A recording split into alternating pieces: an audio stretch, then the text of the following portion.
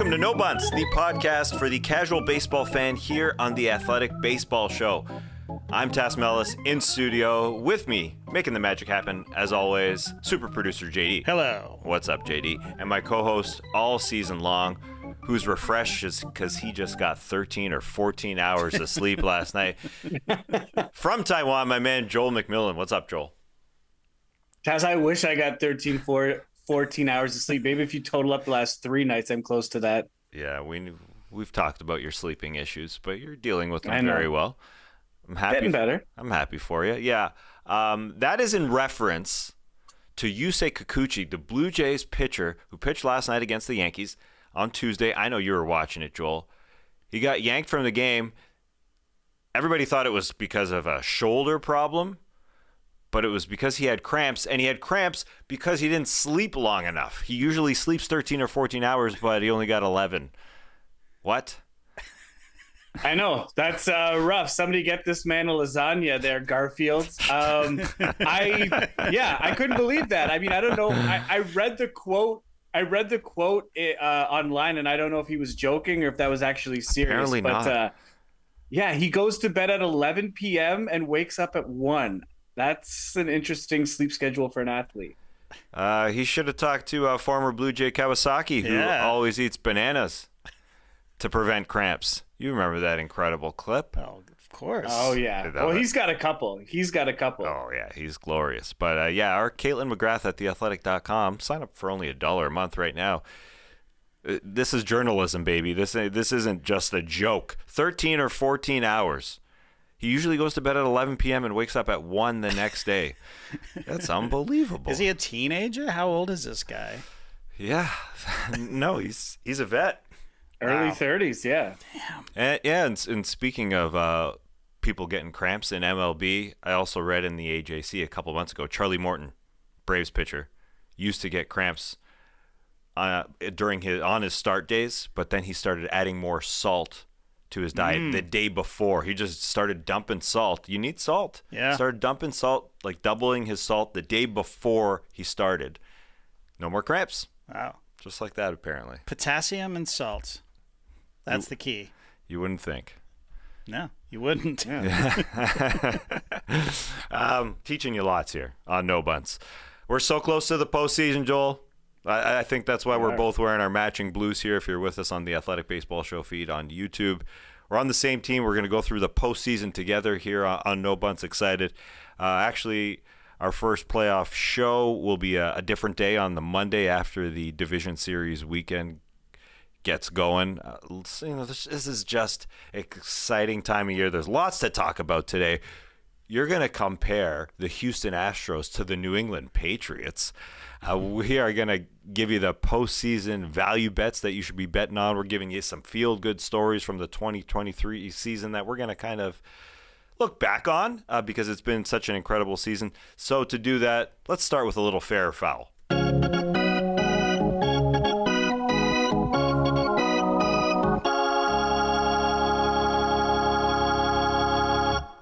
I say we're going to talk about the Astros. I know we're going to talk about the Orioles. We're going to talk about the Dodgers, but I just can't help it, Joel. We're starting with the Braves because you've got to. I'm going to the game right after this show. We're recording at 8:15 here on the East Coast. There's a game at 12:20, so I'm going to the game. It takes about 6 hours to get to the stadium. Anyways, I'm going there to watch the best team in baseball. Here's our first topic, fair or foul. The Braves have the best roster going into the postseason. This seems like a gimme. This seems like a jack, Joel. This has got to be fair. Tas, I'm going to go foul. What? I know, sorry to disappoint, Tas, sorry to disappoint. I'm going to go foul just because I approached this question a bit differently. My thought was, like, on paper, they certainly have the best team. If you look at team offensive WAR, they're 35.7 wins. That's easily number one.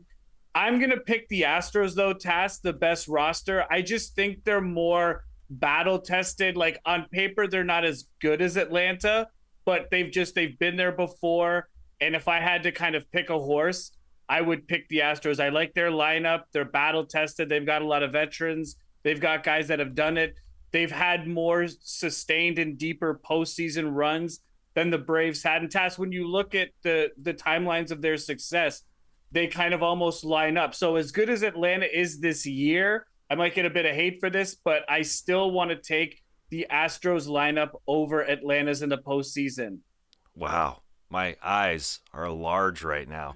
Battle tested. Okay. The Braves are making the playoffs here for the 6th straight time. This is a team that's been there, done that. They have the best offense in history, in the history of baseball. So this lineup it's too much. It's too much. How do you want to look at, air quotes, the best offense in history? You want to look at metrics? No, me neither, but let's do it real quick. The WRC plus of this team, the weighted runs created plus of this team, factors in eras, ballparks. They're better than the 27 Yankees, which is the barometer for all offenses, because they're deeper than the 27 Yankees. There are 0 holes in this lineup, Joel. None. They could finish the season with 9 guys with 20 home runs or more. Their starting lineup could be 20 homers or more, every single one of them.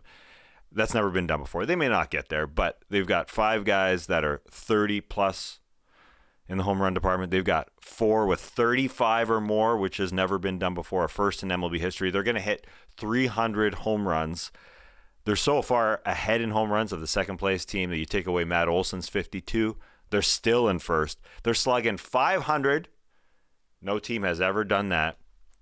So, yeah, they hit home runs, but they hit their extra base hits as well. They are just stacked. Check the starting lineup. 2 with 1,000 OPS, Acuña and Matt Olson. They've got 5 guys between 800 and 900, so that's 7 of them. And then another one at 782 OPS and 748. Stacked 1 through 9, and they have the pitchers to go with it. They're stacked, but Tas, it's interesting you bring up the pitching, because if there's one knock on the Braves, the second half, their starting pitching hasn't been fantastic. But, who knows if that's going to affect them come October.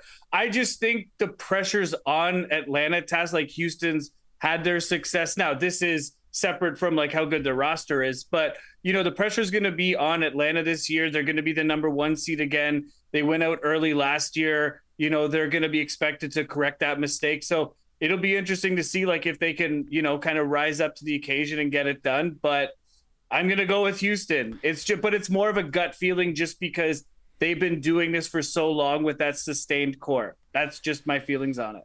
Yeah, you're a Astros man through and through. Beginning of the season, when they were struggling, you said that they would come through, and they're amidst this incredible series against the Orioles through 2 games, which have been very, very fun. And the Orioles are handling them. We'll get to the Orioles, but the Astros are only 84 and 68.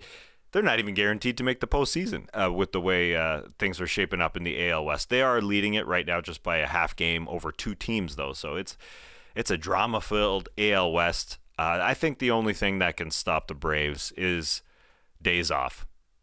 They play their last game October 1st, and then what got them last year were those days off before the DS, before the division series, and the Phillies came in there and they took game 1. I was standing in the center field, just puzzled and angry, along with all the other Braves faithful. I mean, I'm not a Braves faithful, but I am a Braves faithful when it comes to the postseason. Everyone was angry because of the time slot that they got. They thought, world champs playing this early? Yeah, you got to literally have to leave at 9 a.m. to go get there to the stadium for a day game.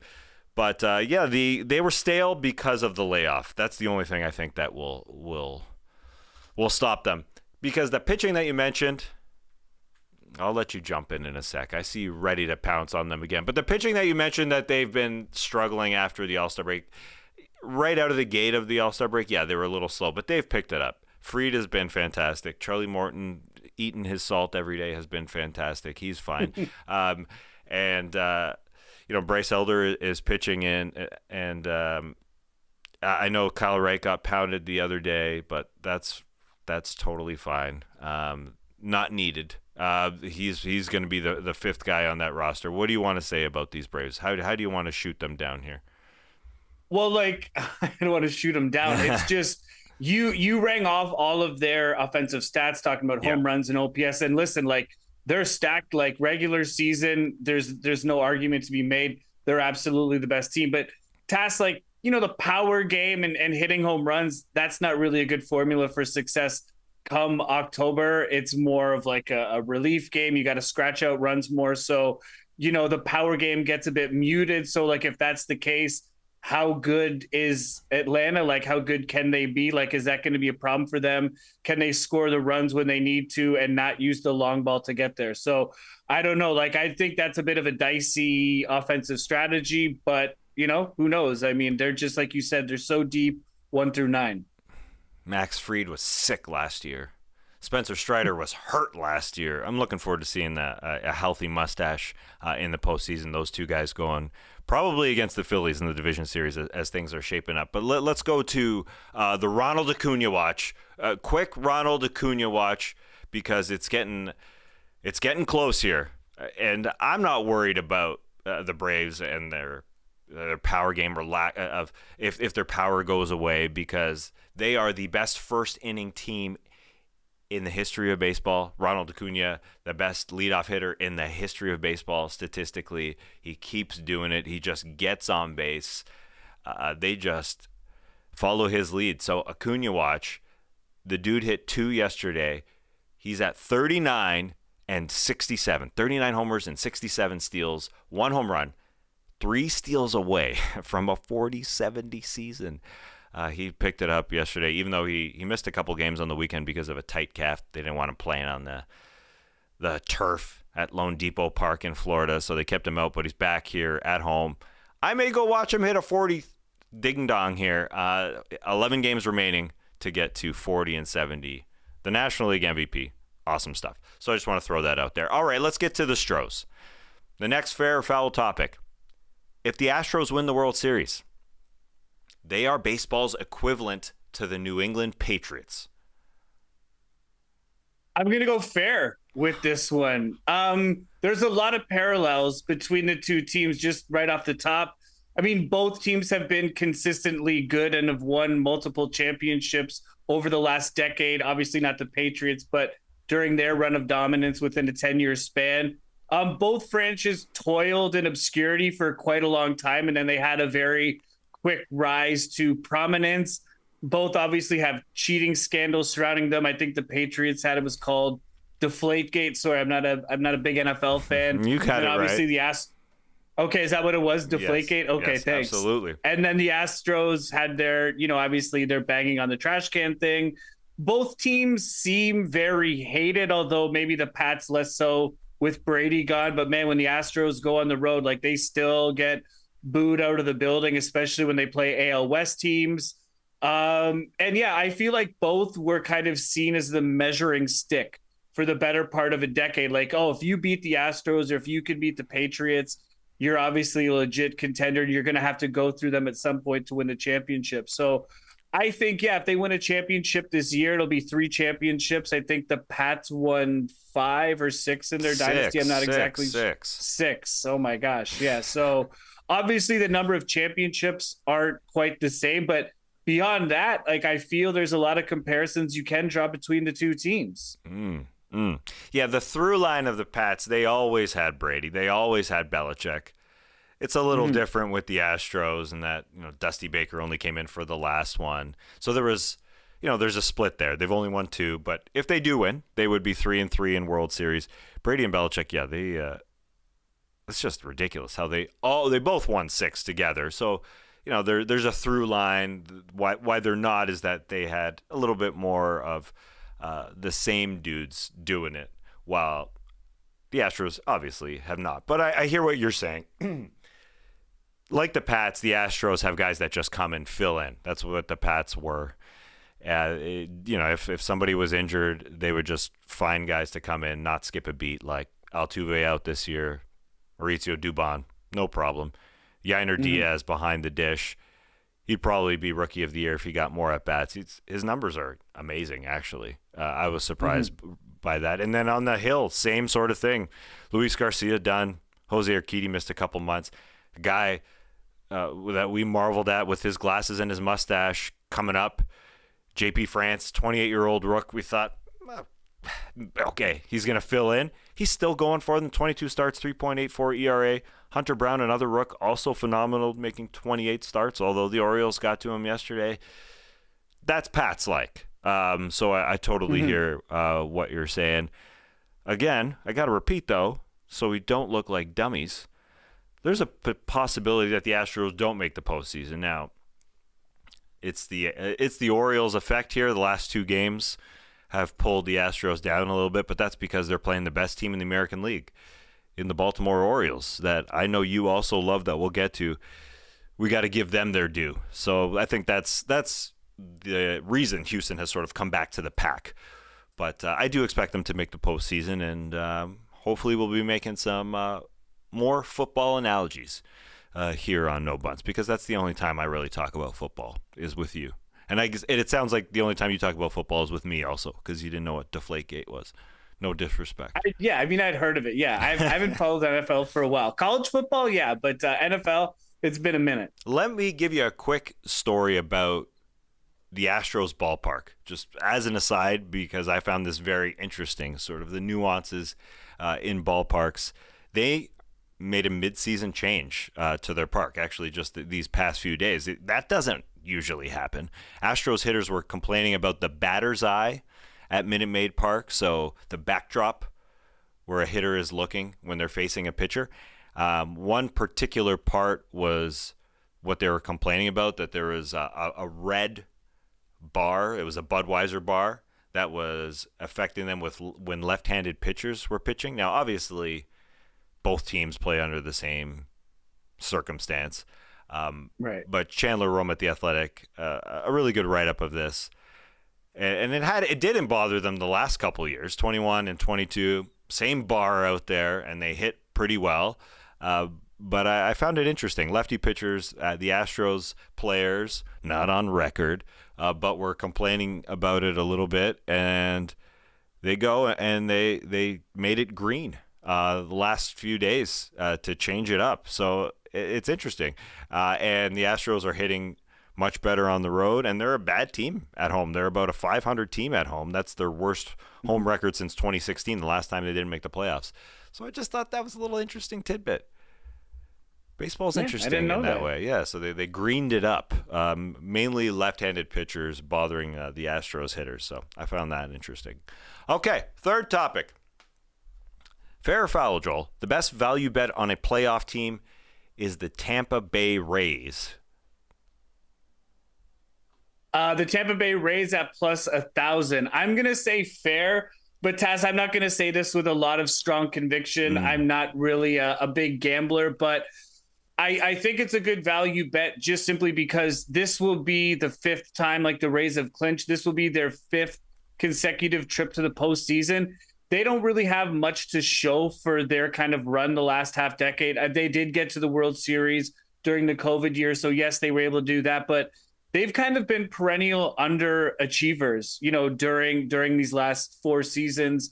So I kind of feel they're probably due. And I figure, why not this year? I mean, they're probably one of the most even teams, in terms of their starting pitching and their hitting. They're an absolutely great team at home. So, yeah, I mean, why not? I see a path for them to the World Series. I think they could beat Baltimore. I think they could beat Houston. I wouldn't say they're favorites, but if they were to beat them, I don't think it should be that big of an upset. They're very talented. So, yeah, I'm going to go with the Rays, at those odds, but maybe there's better odds out there. Maybe someone online could, chime in. I don't really know. I'm not a big gambler. Tas, what do you think? Hey, we're just looking at odds as a value bet. We don't got to put money on it. The only thing we have to put money on is Braves or Astros. Who's going to make it further in the postseason? This is just a friendly, gentlemanly bet. Gentleman's bet? Who's going to go further? Yeah, it sounds like. Yeah, well, I mean, Houston. I'm going to go Houston. Of course, yeah. I'm going to live and die with them, Tas. I was setting it up Houston. for forcing you to take the Astros. So we have a gentleman's bet. What are we betting on this? Bet. We'll talk offline. Okay. We'll talk offline. The plus 1,000 is a good bet. I think the Rays are probably always the answer when it comes to the postseason. Yeah. This is their 5th straight postseason appearance. They clinched this past weekend along with the Orioles. They just get there, Joel, and they do have the best home record in the AL. So they do have that advantage. You mentioned that they could play the Orioles. They are on each other's side of the bracket there. The Orioles are a very young team. So that's a positive on the Rays side, although the Orioles are absolutely fantastic. The O's haven't been there since 2016, since they went on their run, and their bullpen has performed well with Jose Bautista out. It's not Jose Bautista, Felix Bautista out. They've been performing extremely well. But yeah, you would think maybe if the Rays are on the road in Baltimore, as it would line up now, they steal one in the division series on the road and come back to their home field advantage. But they have just been so phenomenal this year. We just mentioned the Astros losing a couple starters. The Rays, how they bounce back after losing so many guys to elbow surgery, because Glasnow has been good. Eflin obviously has been good. They have Savali pitching really well. So they have those three guys ready to go in the division wild card, which they would be right now. That hurts them. That always hurts the wild card team going into the division series. And them winning the American League East isn't out of the realm of possibility. They're not that far back behind Baltimore. I think Baltimore won the series this past weekend, but Tampa split. It was a split in a great series. Oh, it was a split. Sorry, thanks. Yeah. So I mean, Tampa could still win the East, and Baltimore drops to that 2 seed. But either way, I still like Tampa at those odds. They have to do it at some point. The talent's there. I feel like they've been on the cusp for so long. I think just maybe this is their year. Chris Franklin chiming in here. The Bleacher Creatures on YouTube, plus 800 for the Orioles. Also good odds there, as the fourth best odds among MLB teams. All right, next one here. Fair or foul, 2023 was the best regular season in 10 years. What do you got? I'm going to say fair, just because no particular season really jumps to mind in terms of being superior to this one. And just a couple numbers Tas off the top here. MLB has drawn almost 65 million fans. That's the most they've drawn since 2019. They've got a shot at 70 million, and that would be the first time MLB's drawn over 70 million fans since 2017. And attendance is up almost 9% from 2022. So, just in terms of attendance numbers and TV viewership numbers, obviously those are on the increase. People are responding to the great product. And just everything looks better too. This is more anecdotal, but the TV production looks better. The social media looks better. Everything just looks like it's geared towards a much younger audience. And it's just so much more exciting and young and hip. I feel like an old man for saying young and hip, but I'm going to say it anyway. Yeah. As an old man, you got to say the word hip sometimes. Yeah. But it has been a hip year, Joel. I will agree. I think it's been the best season. I got to talk to you every week, so that's why it's been the best season. But also, I find it difficult to compare to each season. I haven't been into the MLB as much as I have been this year, coming off last year, starting the show, and then into this year.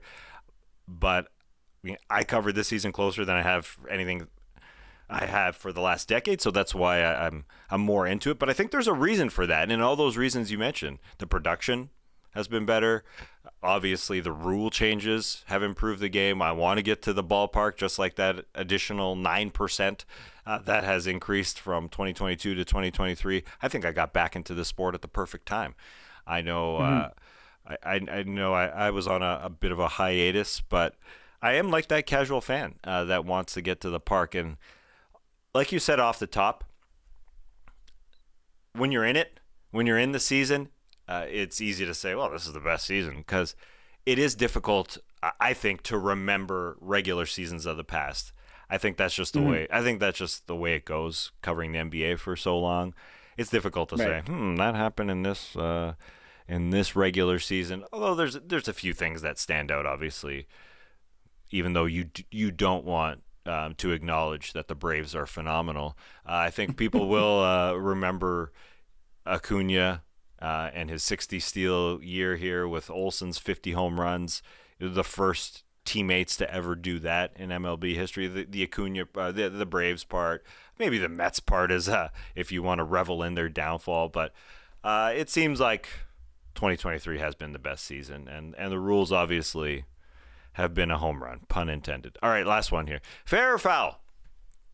MLB needs to adopt only one set of awards instead of having them in both leagues. What do you think? I'm going to say foul with the caveat that it should be fair within the next 4 to 5 years, and I think it will. Now, Tas, the reason I say it should be foul is baseball has underwent a lot of change in the past year or two, but specifically this year. You were talking about the rule changes earlier. So I kind of feel like if they were to implement just one set of awards, which logically makes sense with a balanced schedule and universal DH, why do you need separate awards for separate leagues when everyone's playing by the same rules? I get it. The reason I say foul to this is, like I said, I think it's just too much too soon. I still think there's a significant part of this fan base who are older fans, traditionalists. They might already be still griping about the universal DH and balanced schedule and interleague, and they like how it used to be. So I think MLB is cognizant of that, and I think that they might want to put the brakes on one set of awards. They don't want to alienate that part of the fan base even more. But I think it's just inevitable. It's going to happen at some point because there's no logical reason to have separate awards at this point. We just got to wait for the old people to die off before we go to one set of awards. Is that what you're saying? That's going 0 to 100 there real quick. Well, I find it I would really like to talk to the person who says, I wish we didn't have interleague play anymore. I like it when we just played our own league. What does that even mean? I mean, why? But there's a lot of those. But I mean, I get it. But I think you'd be surprised. I think there's the DH thing, the DH thing, I guess. Probably still 25 to 30% of fans are like that don't like interleague. They liked when the pitcher hit. Okay, those are two different scenarios. Yeah, if you like when the pitcher hits, you like an out every inning, sure. I guess that's your thing.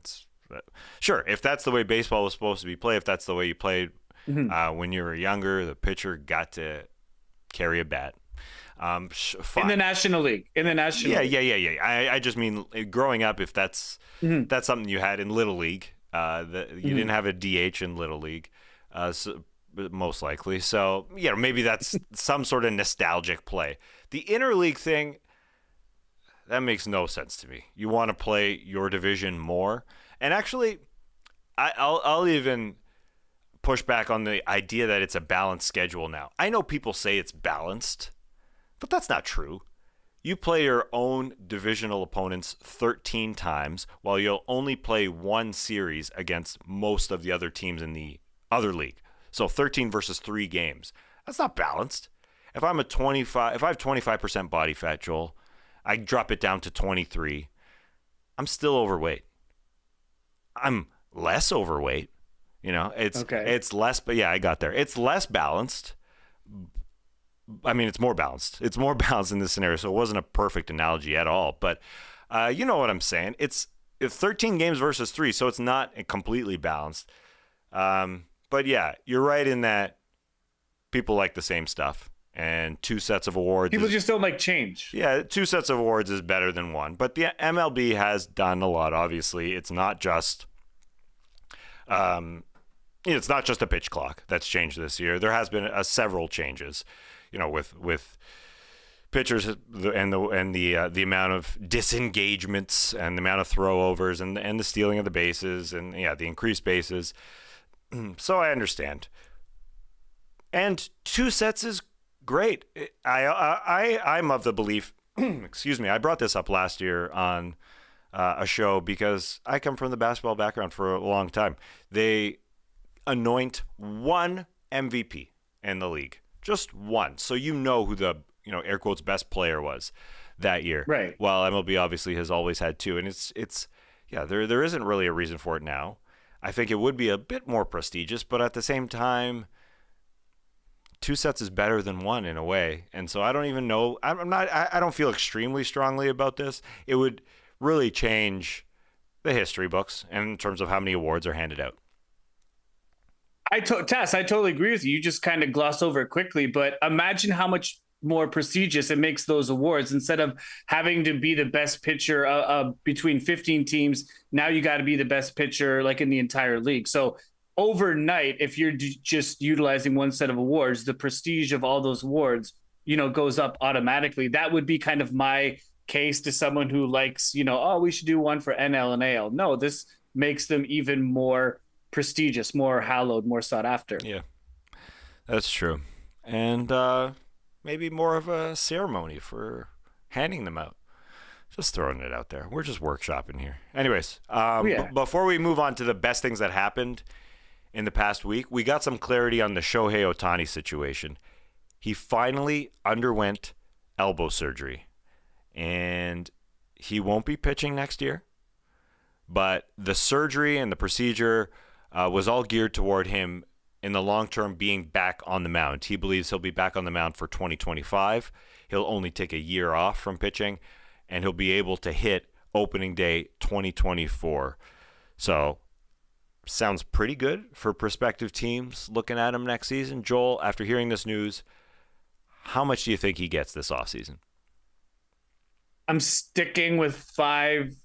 I'm going to go between 525 and 550 million. So I'm going to give myself a bit of a range.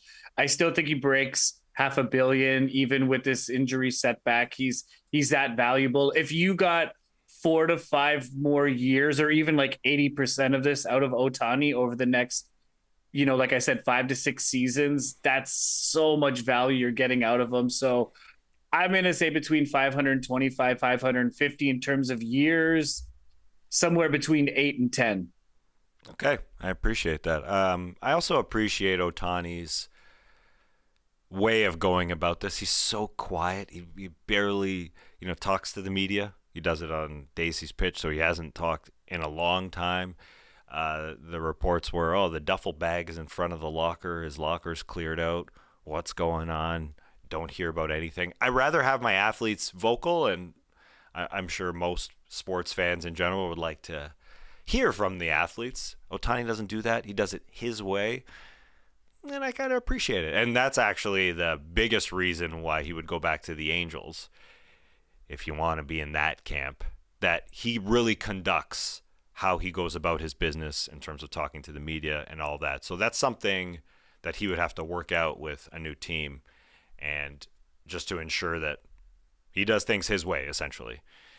So that's the biggest thing, because with the Angels, you do what you want. Anthony Rendon just talked. He barely talks. Nobody talks. So that's the biggest thing they have going for them. But he expects to be back. Yeah, it's mere months away. 6 months, he should be able to be hitting in 2024, but taking a year off pitching. And if there's a guy who can do it, who can be focused, laser focused on getting back on the hill, it's that dude. All right. It's time for the 5 best things from the past week.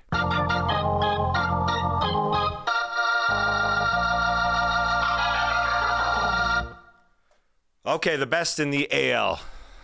Buried them for long enough. They keep getting buried. Nobody talks about the Baltimore Orioles.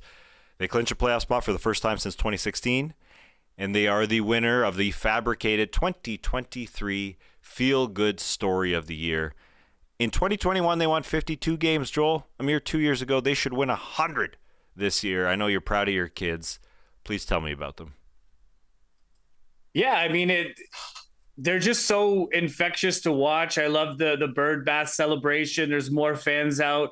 They're just such an exciting team to watch. Like the games, like Tas Game of the Year candidate, at least top 3. That big comeback in Game 1 against Houston.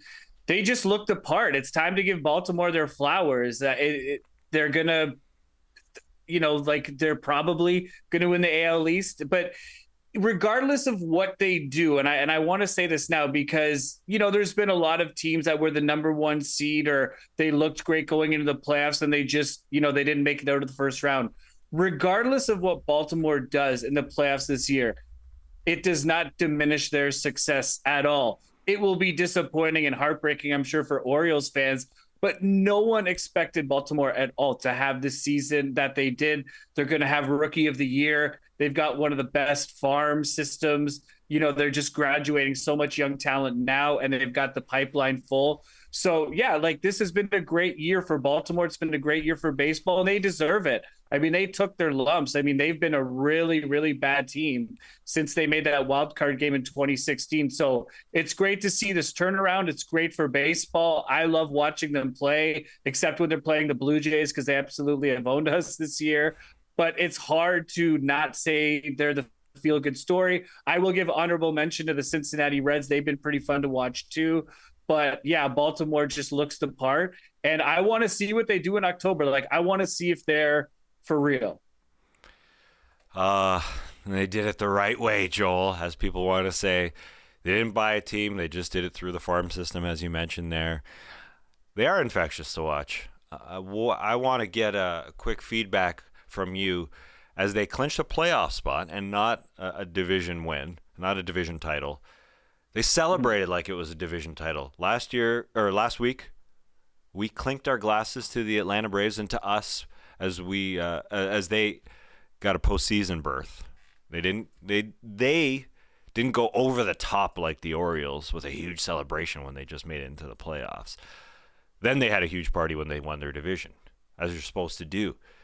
The Orioles didn't act like they've been there before, and I guess they haven't. So how do you feel about the Homer hose coming out, the bong dong coming out in the clubhouse when they just clinched a postseason berth?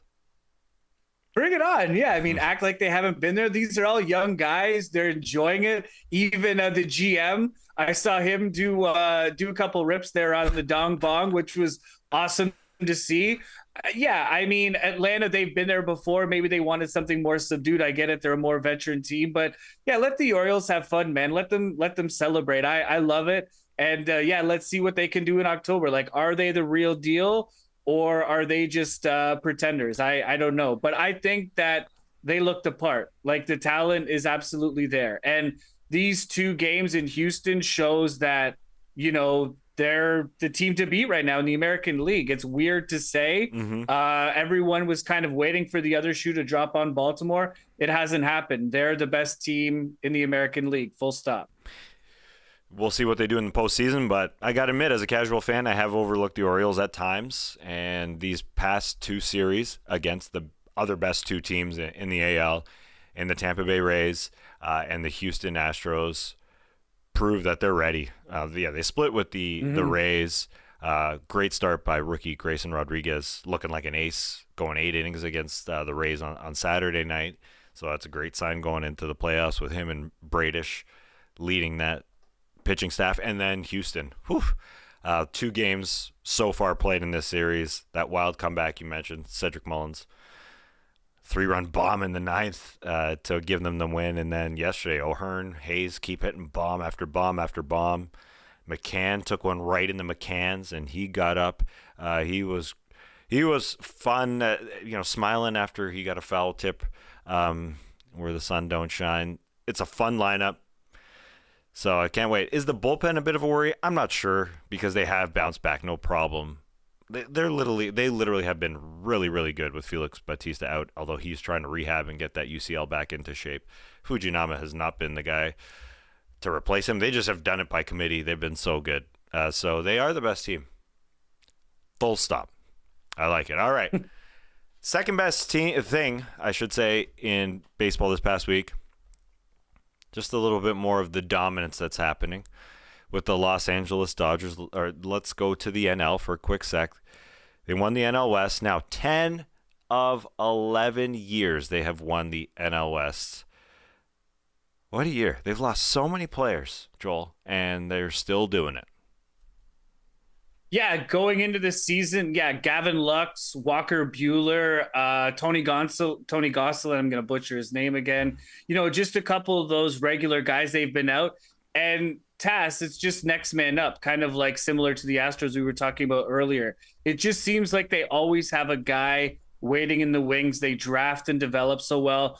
But another thing, Tas, that the Dodgers do that kind of, I feel, doesn't get talked about is they're able to get excellent value out of veterans who kind of look past their prime or look like their best years are behind them. And I feel they know how to extract the most value or talent out of those. And this year's an excellent example of that. They went out and they signed JD Martinez for $10 million, which I know $10 million is a lot of money, but in the grand scheme of things in baseball, it's not quite that much. And they signed Jason Hayward to $725,000 contract. And Tas, just between those two players who are making just under 11 million, collectively they're worth just over 4 wins. So they're able to sign these veteran players on 1-year deals. They stick them into the lineup. Even Colton Wong, very small sample size, he's raking right now. They signed him to a minor league deal just a couple weeks ago after being released by the Mariners. So they just know how to pick guys up. They know how to get the most out of them to kind of supplement, the great players that they already have, and Kershaw and Betts and Freeman and Will Smith and things like that. So yeah, the Dodgers look good. I didn't expect them to win the National League West. I thought they'd be competitive this year, but I, like most, picked the Padres. Obviously that didn't happen, but yeah, the Dodgers look like another tough team to beat. They just went in to Seattle this past weekend and swept a very hungry Seattle team who's in the thick of their own playoff race. So they look the part right now, and yeah, 10 titles in 11 years. I mean, what can you say? Not much. Even you, a Dodger hater, noted Dodger hater, you sat here at this desk in Atlanta when you were back in Atlanta last year, hating on the Dodgers. No, that's just me, forcing you to take on the villain role.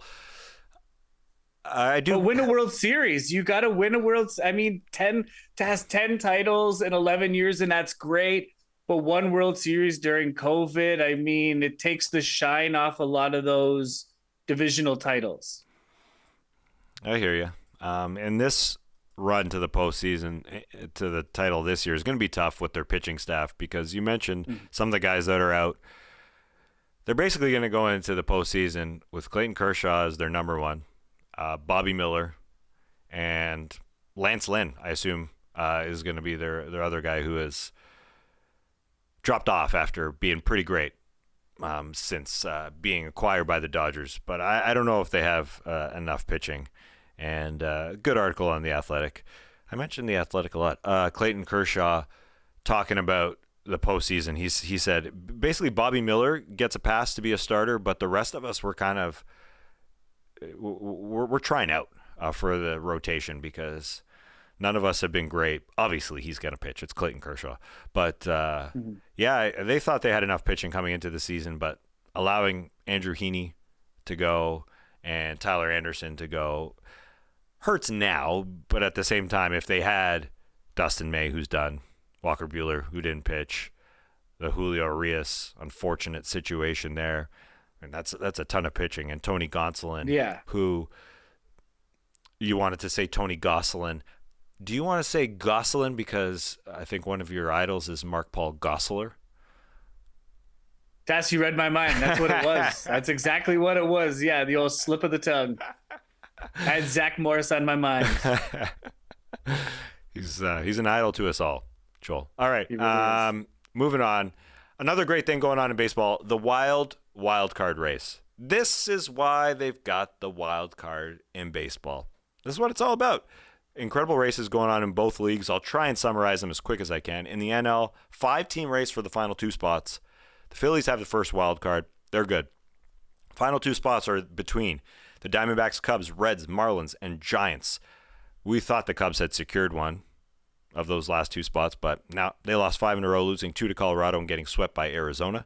Diamondbacks are in that thing, and they're pulling away a little bit because they're in a series with the Giants, who are also part of this race, and won the first couple games of that series. The Marlins look like they were out of it, but they've had a 12-6 month. Perez, Luzardo, Garrett holding it down without Sandy Alcantara, although he's had a couple bullpen sessions and he thinks he could be back this season. Luis Arraez is hitting home runs for them now. It's crazy. The Reds hanging in there as well. 5-team race, 2 spots. Excuse me. AL. The Rays hold a wild card spot. They're good. And there's 3 teams for the last 2 wild card spots. It's all about how the AL West shakes out, as we talked about with the Astros, because they're in a battle with the Rangers and the Mariners for the division. Whoever doesn't win that division will be battling the Blue Jays for the other 2 wild card spots. And the Jays got swept by the Rangers. And looked, all right. Looked like the Rangers are taking, could be the division, could be a wild card spot. Looked like the Jays were done. And then they win 4 straight by sweeping the Sox and the Yankees, despite or winning a game against the Yankees despite Yusei Kikuchi's cramps. And then Texas got swept by the Guardians after sweeping the Jays. So they look like they were in it, but then they got swept. So Dodgers, Braves, Orioles, Rays, they're in. Clinched. Book it. It looks like the Twins, Brewers, the Central Division winners, and the Phillies are there. They're not locked in quite yet, but all three seem likely to make it. So, Joel, probably that's enough updating. There's 12 days left in the regular season. Last week you thought the Jays were done. I don't know if we should make any more predictions here on No Bunts. No. I can't. Yeah. I don't want to say we, but like I'm horrible at making predictions. This is no secret. Not horrible, but as far as these wild card teams, I mean, there's a reason, I guess, that they're 80, 85 win teams in general at this point. So it's just a hard thing to predict, my man. Well, yeah, I mean, after like those first that sweep after Texas test, we were pretty devastated, and I was like, oh man, like that's it, season's done. And then by the end of the week, Toronto's where they started at the beginning of the week, they have the second wild card spot. So I reckon, all three of those teams, the Mariners, the Rangers, and the Jays, they all have 11 games left. And Toronto has a 1-game lead, I believe, on both teams. I think if Toronto can go 6-5 over the rest of the season, that should get them in. Texas and Seattle still have to play each other, so there's going to be some cannibalization there with some wins and losses. So the Jays can't really do too bad when those two teams play each other. So I think 6-5 gets Toronto one of the other spots, and that would mean that Seattle or Texas would need to go 7-4, and I don't think both of those teams can do that. I think only one of them can. So I like Toronto's chances as bleak as it looked. And then also, too, it kind of might work out to Toronto's advantage because I still think the 6th seed is more attractive.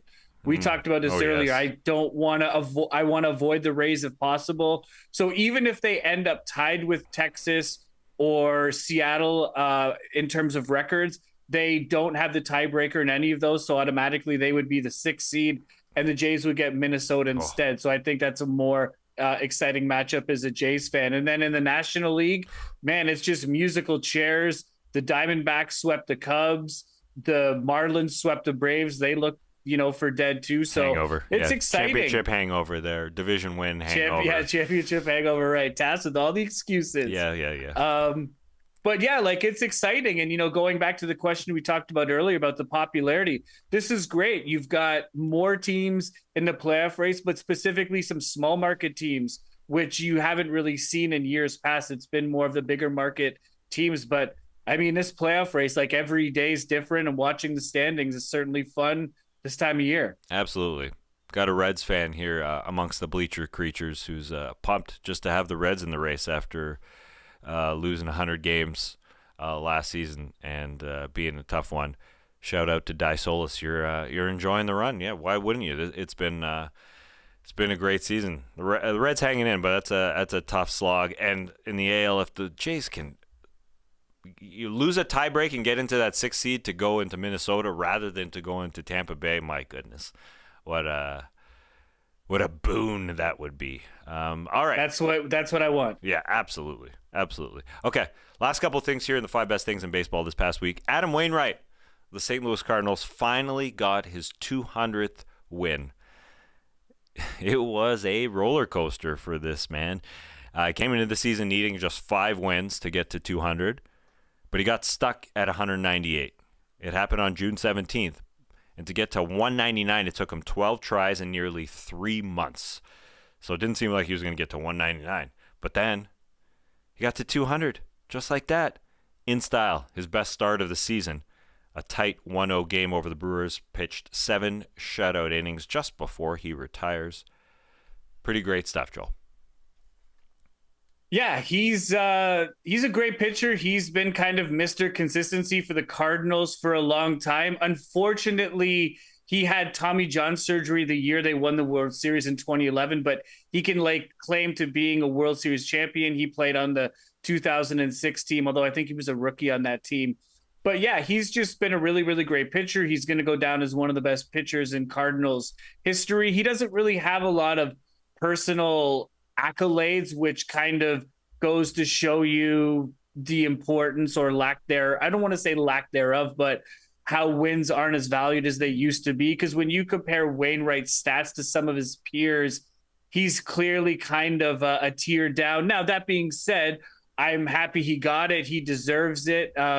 He's one of the old dudes in the game, Tas, so I gotta root for him. And Tas, I don't know if you knew this. 42, just like a couple of us here on this podcast. Okay. I just joined the club. Joined the club recently. Welcome. And Tas, I don't know if you knew this, but he's going to debut 3 original songs as part of a farewell concert at Busch Stadium coming up. 3 of his songs. Yeah, he's a singer. I didn't know that. He sang the national anthem this year. Oh, maybe I'd forgotten that. So he's does he play an instrument or just the vocals? I believe he plays guitar. I'm not sure, but yeah, he's going to be performing a couple songs, so we'll have to keep an eye on him. Sorry, where is he performing them? At a game. He's going to perform them. It says, I saw this online, as part of a farewell weekend concert at Busch Stadium. Cool. Good for him. Branch out. Yeah. I don't remember him singing. Do you remember him singing the anthem? I think he sang it opening weekend during the Jays. Like, they were doing the lineups, and then I don't know if it was all set up, but I don't know if it was a mystery or some surprise, but yeah, he came off the line and he did the national anthem. And I believe it was against the Blue Jays in the opening season this year. Fairly certain. Opening series. Wow, cool.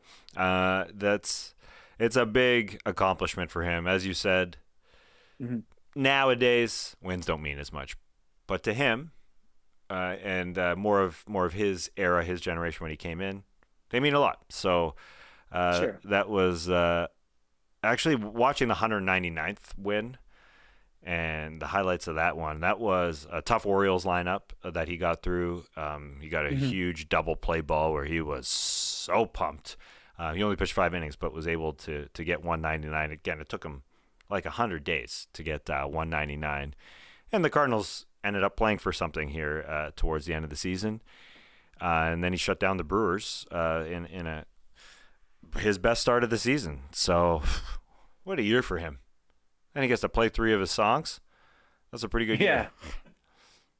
Like you said, it's good to Tas. It's just good to see him get it, because he's had a rough year. It's tough to see him kind of go out the way he has, especially last year with Molina and Pujols retiring. A lot of people thought they were going to kind of go out as a trio together, but he stuck around this year. And I feel like he's been pulled early in a lot of games. So for him to finally get to 200, yeah, like, it's great to see. He can put that feather in his cap and he can call himself a 200-game winner. But yeah, he went through it this season to get it. That's for sure. Well, our man Hootski in the Bleacher Creatures, who's a Cardinals fan, he's giving us the down low. The retirement weekend they're doing, the last weekend of the year for Wainwright, is wild, Hootski says. He's performing a concert after one game. They're giving away a Waino guitar the last game. And he's putting out a 15-track album next year. Oh, there you go. Okay. You going to be playing that, or are we going to review it? What should we do with the... I'm a YouTube Music subscriber, Tas, so I have to keep my eyes peeled for it. I'm not a Spotify guy. What do you mean? It'll probably be on YouTube. Yeah, maybe. You never know. Yeah, I think so. I mean, he's old school. I don't listen Wainwright's to a lot old of new music. He is old school. Yeah. Yeah, fair enough. He's gonna release it on cassette. Yeah, I mean, yeah, we should definitely review it. Okay, that's going to be your expertise. I feel like, JD. Wait, you don't like music? I do like music. Well, then you're qualified. This whole I'm not qualified to review music is like, you either like it or you don't. It's enough. Well, it's going to be a short show. I like There's it. 15 tracks. I don't know about that. Oh, wow. Okay. We're going through every one. We're deep diving. Track 1. I like it. By the way, Track 2. Don't like it. Is it a treat to have a baseball superstar? Yes. But getting up and doing 3 original songs, like, I don't even want to hear original songs from bands that I like, like new ones. You know what I mean? Mm-hmm. Like, hi, we're Duran Duran, and here's our new track. It's no, thank you. Play Rio, you know? Oh, yeah. Play the hits. That's right. These aren't hits yet. I was at It's got to make them hits. earlier this summer. I was at a DMB concert, Dave Matthews Band, and we ended up leaving. Just all new stuff. You didn't stay. Didn't stay. Well, we stayed for, DMBs. They're gonna have a long show. Yeah. We stayed for close to 2 hours probably, but we missed the last half hour. That's when all the hits came out. Just one. We checked the set list. We only missed one. Good move then. I think so. I mean, Kids with you? No. Just us in the grass. Also fighting Sorry, for what kind of grass are we talking? real grass. I was on the lawn fighting for the lawn. Not was the kind also, you smoke. No. That was around, but Yeah. no, we're fighting for space on the lawn. Oh, that I see, sticks I out see. in my mind because Danielle was fighting for every blade out there. Anyway, all right, okay. Last one here. 5 best things in baseball from this past week. The Tampa Bay Rays appear to be getting a new stadium. This looks like it's happening. They're getting a stadium in St. Petersburg. It's not finalized yet, but it would open in 2028. I'm going to miss Tropicana. I still have a few years to get down there and go see that thing in person. I do want to pet a stingray. And this brings up something interesting that Commissioner Rob Manfred has hinted at, because he said that the league wouldn't expand to 32 teams until the Rays and A's settled their stadium issues. A's look like they're moving to Vegas, and the Rays look like they're getting a stadium. So there you go, Joel. What are your feelings on this? Some mixed emotions? What do you think? No, I think it's good, and I think it's really good for baseball for what you just said. I mean, the A's leaving Oakland really left a bad taste, not only in A's fans' mouths, obviously, but I feel just in all of baseball. It was a bad move. The optics were terrible. Manfred looked awful. So, and the Rays have always, I feel, been mentioned, or they're always in that category of teams to be relocated. There was talk about them splitting half their home games with Montreal. So this move provides stability, long-term stability for the franchise. I think that looks good. I think the Rays need that. They've got a competitive team. And Tas, from what I understand, one of the big reasons is the Trop is super inconvenient to get to where it's located, and there's always a lot of traffic going out there. So that's a big reason why their attendance is so low, because they have really, really good TV ratings, local TV ratings. It's just, the stadium is not an easy place to get to. So with a more centrally located stadium, I saw some artist renderings, looks pretty cool. But this is good for baseball, and it's good for Rays. It'll be interesting and weird to see hopefully a sold out stadium in a couple of years, but they deserve it. Those fans, have been Rays fans for a long time. They deserve better, and looks like they're going to get it here. They will not be playing in Montreal, thankfully. The crazy plan, which was just at the beginning of last year, was shot down. Feels like a long time ago. Tampa Bay Rays moving it to St. Petersburg is interesting, because I don't know if you can believe everything that commenters say, but I was reading that it is a little bit distant from the population base. And so you're right about the location here and the bridge always being a problem getting there. But I wonder if there'll be fans in St. Petersburg. It definitely seems more of a more touristy type event for people to go to because people are in St. Petersburg hanging out. But we'll see. So there we have it. Tampa Bay Rays making a stadium happen. Finally, it seems like it's been in talks forever, because it has been. Anyways, it's not finalized, but it would open in 2028. Final fact about Adam Wainwright weekend, because I know you've been asking for it. Our man Hootski just keeps bringing the hits like he's Adam Wainwright with a guitar. Hootski says one of the giveaways that weekend is a, quote, "Forever in My Waino Era" shirt, a la Taylor Swift. They're going all in. Forever in My Waino Era. It's It's funny. It sounds funny. He'll be. I don't know what that means. I'm going to be honest. I don't understand that reference.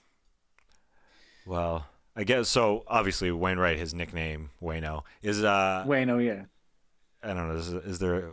What's the Taylor Swift reference there? It sounds like the Taylor Swift reference. Well, her tour is Eras, and there's a lot of T-shirts out there, or Instagram captions like "I'm in my fitness influencer era." There we go. So there you go. There you go. I mean, so it kind of doesn't make sense because it would be like me saying I'm in my JD era, which is my name, right? But if I'm buying a shirt and I'm a fan of yours, you're not wearing it. Like I'm buying your shirt. No, yeah. I'll always. I see what you're saying. Yeah, I'll always be a Waino. I'll always be a JD at heart. Right. Okay, whatever. I mean, go for it. It's the Cardinals. I've got no problem with teams when they got nothing to play for. Just having celebrating the past, celebrating your guys. Absolutely, 100%. Yeah. Yeah. All right. A fun fact about Taylor Swift. I just saw this in the news the other day. The USA Today has a dedicated Taylor Swift correspondent now. Yeah, I saw that too. What a job. Yeah. Positive or negative? If you're a Taylor Swift fan, I mean, that's got to be the best job you could possibly have. All you do is travel around, following around Taylor Swift and writing about her. That's it. It's like this job. If you're into baseball. What a job. True. Joel, what era are you in right now? Because I'm in my pickleball era. You sure are. Big time. You sure are. I said I got a ticket. I got a ticket for a comedy show this Friday. I never go to comedy shows. I said, JD, it's not at an ideal time because I was dumb and I clicked online. It starts at 10. Yeah. I mean, I barely want to go to, but I'm looking forward to it. I said, JD, I got an extra ticket. You love comedy. I love comedy. I love Ron Wood. But I'm playing pickleball till like 9:30 that night. Yeah. And I mean, sorry, I can't. I'm playing pickleball from 7:30 to 9:30. Exactly. Joel, what era are you in? That's a great question. Oh man, I don't know. That's TBD. What era am I in? You're in your sleep era, I think. You're entering your sleep. Yeah, I'm in my I need a pillbox. I need a pillbox era in my life. Yeah. Hey, it's not easy making a 12-hour time difference work, but we are. You're right. We are. Tassie, you got an era you're in? Mm-hmm. Sorry to put everybody on the spot. That's okay. I'm in my daytime baseball era. That sucks. I'm going to see a baseball game real soon. I am in my standing era. Also not great, but I like to go to shows, baseball games. Yep. Stand. Same. Not sitting. SRO guy. SRO for life. Standing room only, Joel. Really? Yeah. Okay. I don't want to sit. Makes me feel alive. You're in. Ziggy says amongst the bleacher creatures, Joel, you're in your YouTube music era. Yeah. Okay. I'll take that. Yeah, I'll take that. I want to talk offline about YouTube music and how you're enjoying it. Yeah, I'd like to know too. Okay, we can have that conversation in a couple minutes. We can. Well, let's wrap this baby up. You can get the best sports writing for only $1 a month for the next year. TheAthletic.com/NoDunks, TheAthletic.com/baseball show for a great deal.